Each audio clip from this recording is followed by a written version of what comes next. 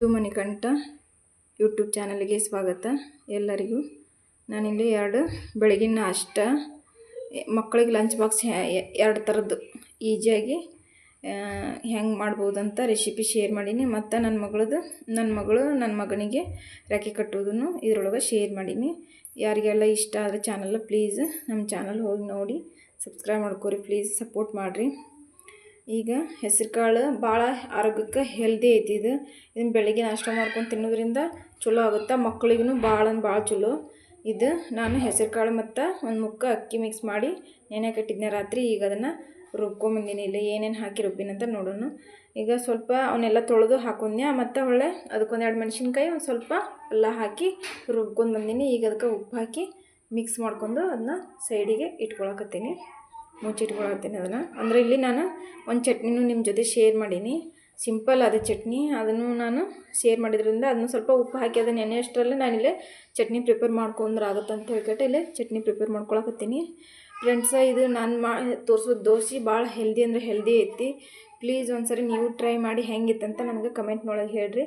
ಈಗ ನಾನಿಲ್ಲೇ ಶೇಂಗಾ ಹುರ್ಕೊಳಕತ್ತೀನಿ. ಶೇಂಗಾದ ಜೊತೆನ ಹುರ್ಕೊಂಡಾದ್ಮೇಲೆ ಸ್ವಲ್ಪ ಮೆಣಸಿನ್ಕಾಯಿ, 1-2-3 ಮೆಣಸಿನ್ಕಾಯಿ ಮತ್ತು ಒಂದೂವರೆ ಸ್ಪೂನಷ್ಟು ನಾನು ಕಡಲೆಬೇಳೆ ಹಾಕ್ಕೊಂಡು ಹುರ್ಕೊಳಕತ್ತೀನಿ. ಈ ಚಟ್ನಿಗೆ ಕಡಲೆಬೇಳೆ ಹುರ್ಕೊಂಡು ಹಾಕೋದ್ರಿಂದ ಮಸ್ತ್ ಟೇಸ್ಟ್ ಬರ್ತೈತಿ.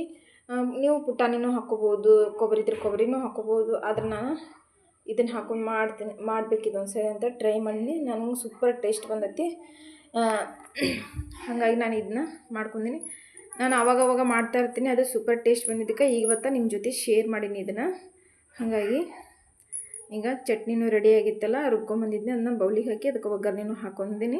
ಹಾಗೆ ಇಲ್ಲಿ ದೋಸೆನೂ ಮಾಡ್ಕೊಂಡಿನಿ. ಈಗ ದೋಸೆ ಮಾಡ್ಕೊಂಡು ನನ್ನ ಮಕ್ಕಳಿಗೆಲ್ಲ ದೋಸೆನೂ ಮಾಡಿಕೊಟ್ಟಿನಿ. ಈಗ ಅವರು ತಿನ್ನಾಕತ್ತಾರ. ಇವತ್ತು ಸ್ಯಾಟರ್ಡೇ ಅಲ್ಲ, ಹಾಫ್ ಡೇ, ಮಕ್ಕಳು ಸೆಕೆಂಡ್ ಸ್ಯಾಟರ್ಡೇ ಅಲ್ಲ, ಹಾಗಾಗಿ ಚುಟ್ಟಿ ಇತ್ತು ಅವರು ಸ್ಕೂಲಿಗೆ ಹೋಗಿರಲಿಲ್ಲ. ಹಂಗಾಗಿ ಅವ್ರಿಗೆ ಮೊದಲು ಮಾಡಿಕೊಟ್ಟೆ, ಅವ್ರು ತಿಂದರೆ ಈಗ ನಮ್ಮ ಮನೆಯವ್ರಿಗೆ ನಾಷ್ಟ ಹಾಕ್ಕೊಡತ್ತೀನಿ. ಈಗ ಅವ್ರಿಗೆ 1-2 ದೋಸೆ ಮಾಡೀನಿ, ಹಾಕಿಕೊಟ್ಟು ಮತ್ತು ಅವ್ರಿಗೆ 1 ಕಪ್ ಕಾಫಿ, ಆಗಲ್ಲ ಹಾಲು ಕಾಸಿದ್ನೆಲ್ಲ ಕಾಫಿನೂ ಮಾಡೋಣ ಅಂತಂದು ಮಾಡತ್ತೀನಿ. ಅದಕ್ಕೆ 1 ಸ್ಪೂನ್ ಸಕ್ಕರೆ ಹಾಕೀನಿ ಮತ್ತು ಒಂದು ಸ್ಪೂನ್ ಕಾಫಿ, ಅಂದರೆ ಖಡಕ್ಕಾಗಿ ಕಾಫಿ ಮಾಡಿದ್ರೆ ಟೇಸ್ಟ್ ಇರುತ್ತಲ್ಲ ಅಂತಂದು ಒಂದು ಸ್ಪೂನು ಕಾಫಿ ಹಾಕಿ ಇಲ್ಲಿ ಹಾಲು ಹಾಕಿ ನಾನು ಕಾಫಿ ಮಿಕ್ಸ್ ಮಾಡ್ಕೊಳತ್ತೀನಿ. ಈ ಥರ ನೊರೆ ಬರುವಂಗೆ ಕಾಫಿ ಮಿಕ್ಸ್ ಮಾಡಿದ್ರಂದ್ರೆ ಕಾಫಿದು ಟೇಸ್ಟ್ ಸೂಪರ್ ಇರ್ತೈತಿ, ಘಮ ಅಂತ ಪರಿಮಳನೂ ಬರುತ್ತೆ. ಅದು ನೊರೆ ಬಂದಷ್ಟು ಕಾಫಿ ಚಲೋ ಆಕತಿ ಅಂತ ಹೇಳಿ ನಾನು ಈ ಥರ ಮಾಡೀನಿ. ಈಗ ಇವತ್ತಿಂದ ಬೆಳಗಿನ ನಾಷ್ಟ ಹೆಂಗಿತ್ತಂತ ಹೇಳಿ ಇದನ್ನು ಡಬ್ಬಿಗೂ ಹಾಕಿ ಕಳಿಸ್ಬೋದು, ಮಕ್ಳಿಗೆ ಆರಾಮ್ಸಿ ತಿಂತಾರೆ. ಅದರೊಳಗೆ ನಾವು ಹೆಸರು ಕಾಳಿನೊಳಗೆ ನಾವು ಮೆಣಸಿನ್ಕಾಯಿ ಮತ್ತು ಅದ್ರಕ್ಕೆ ಹಾಕಿರ್ತೀವಲ್ಲ, ಅದ್ರದ್ದು ಟೇಸ್ಟೂ ಸೂಪರಾಗಿ ಬರ್ತೈತಿ. ಚಟ್ನಿ ಮಾತ್ರ ಗಟ್ಟಿ ಚಟ್ನಿ ಮತ್ತು ಹೆಸರು ಕಾಳಿನ ದೋಸೆ, ಅದಕ್ಕೆ ಪೆಸರಿಟ್ಟು ಅಂತಾರೆ.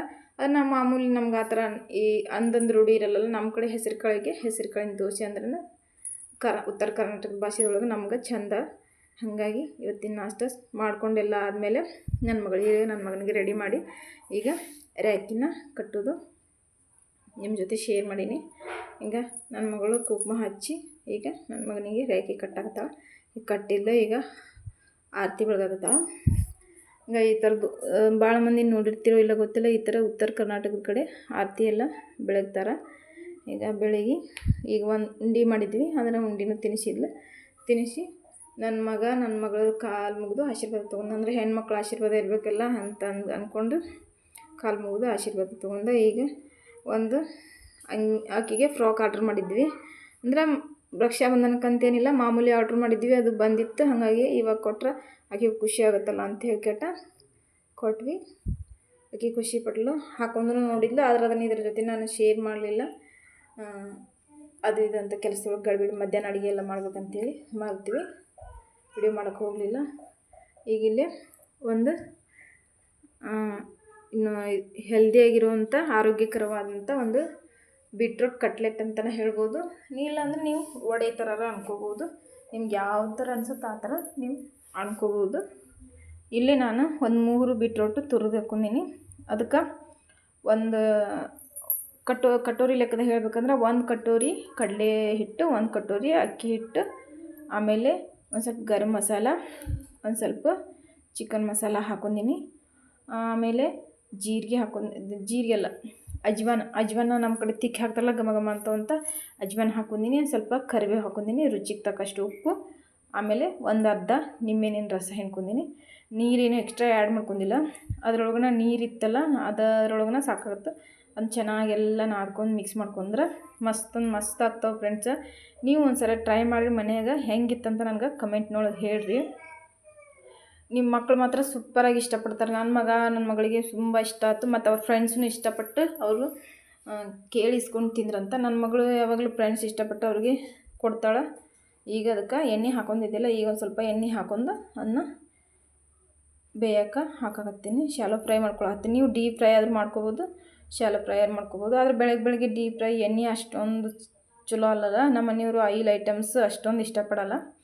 ಹಾಗಾಗಿ ನಾನಿಲ್ಲಿ ಶಾಲೋ ಫ್ರೈ ತವಕ್ಕೆ ಹಾಕ್ಕೊಂಡು ಸ್ವಲ್ಪ ಎಣ್ಣೆ ಹಾಕ್ಕೊಂಡು ಫ್ರೈ ಮಾಡ್ಕೊಂಡೆ. ಹಿಂಗೆ ಇಷ್ಟು ರೆಡಿ ಆದವು. ಈಗ ಸದ್ಯಕ್ಕೆ ನನ್ನ ಮಗಳು ಜಲ್ದಿ ಹೋಗ್ಕೊಳ್ಳಲ್ಲ ಸ್ಕೂಲಿಗೆ. ಹಾಗಾಗಿ ನಾನು ಜಲ್ದಿನೇ, ಇದು ಫ್ರೈಡೇ ಮಾರ್ನಿಂಗ್ ಬ್ರೇಕ್ಫಾಸ್ಟಿನ ರೆಸಿಪಿ ಇದು.